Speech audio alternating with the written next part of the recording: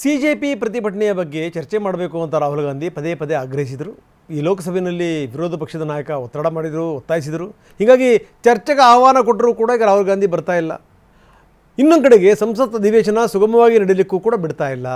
ಇದೆಲ್ಲ ವಿಚಾರಗಳನ್ನು ಎತ್ಕೊಂಡು BJP ನಾಯಕರು ಪ್ರತಿಭಟನೆ ಮಾಡ್ತಾ ಇದ್ದಾರೆ. ರಾಹುಲ್ ಗಾಂಧಿ ವಿರುದ್ಧ BJP ಸಂಸದರು ಪ್ರತಿಭಟನೆ ಮಾಡ್ತಾ ಇದ್ದಾರೆ.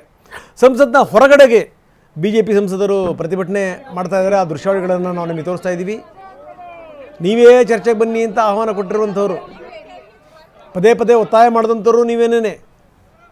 ಈಗ ನಿಮಗೆ ಆಹ್ವಾನ ಕೊಟ್ಟರೂ ಕೂಡ ನೀವು ಬರ್ತಿಲ್ಲ, ಏನಿದ್ರ ಅರ್ಥ? ಇನ್ನೊಂದು ಕಡೆಗೆ ಅಧಿವೇಶನ ಸುಗಮವಾಗಿ ನಡೀಲಿಕ್ಕೂ ಕೂಡ ನೀವು ಬಿಡ್ತಾ ಇಲ್ಲ. ಇದು ಸರಿನಾ ಅನ್ನುವಂಥದ್ದು BJP ನಾಯಕರ ಪ್ರಶ್ನೆ.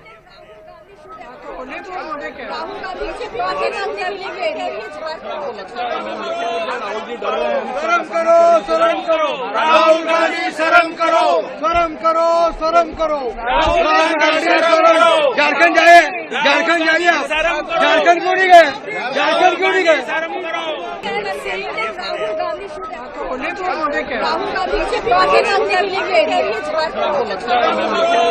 ಇನ್ನೊಂದು ಕಡೆಗೆ ಪ್ರಿಯಾಂಕಾ ಗಾಂಧಿ ಅವರಿಗೆ ಪ್ರಶ್ನೆ ಮಾಡ್ತಾ ಇದ್ದಾರೆ. ಜಾರ್ಖಂಡಲ್ಲಿ ನಿಮ್ಮದೇ ಸರ್ಕಾರ ಇದೆ, ವಿದ್ಯಾರ್ಥಿಗಳ ಮೇಲೆ ಈ ರೀತಿ ಲಾಠಿ ಚಾರ್ಜ್ ಮಾಡ್ತಾ ಇದ್ದೀರಿ, ನೀವ್ಯಾಕೆ ಅಲ್ಲಿ ಹೋಗಿ ಪ್ರತಿಭಟನೆ ಮಾಡಲಿಲ್ಲ ಅಂತ ಕೇಳಿದ್ದಾರೆ ಸಂಸದರು.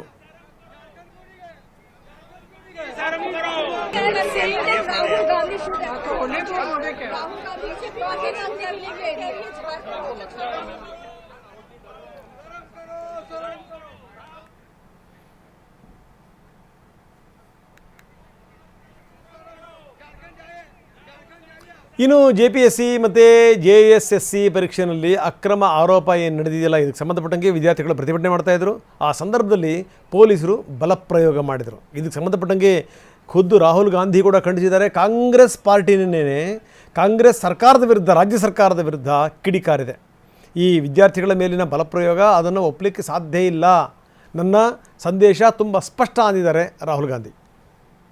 झारखंड के छात्रों के लिए मेरा मैसेज क्लियर है. We condemn any violence against peacefully protesting students. Does not matter where it is happening, we condemn it, we are against it, we do not recommend it, we do not support it. We are very clear, कोई confusion नहीं हमारे mind में.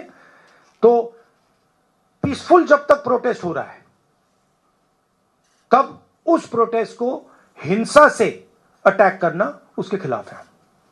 झारखंड के छात्रों के लिए मेरा message clear है. We condemn